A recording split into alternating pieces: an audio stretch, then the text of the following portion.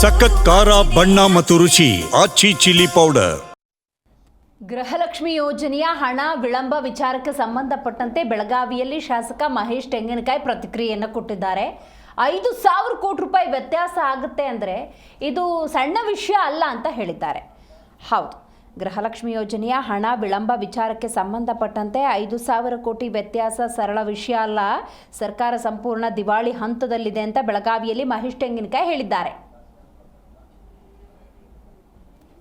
ನಿನ್ನೆ ಒಂದೇ ದಿವಸ ಗೃಹಲಕ್ಷ್ಮಿ ಬಗ್ಗೆ ಬಹಳಷ್ಟು ಹೇಳ್ಕೊಳ್ಳತಕ್ಕಂಥ ಸರ್ಕಾರದ ಮುಖವಾಡವನ್ನು ನಾವು ಕಳಿಸತಕ್ಕಂಥದ್ದನ್ನು 100% ಆಗಿ ನಾವು ಮಾಡಿದ್ದೇವೆ.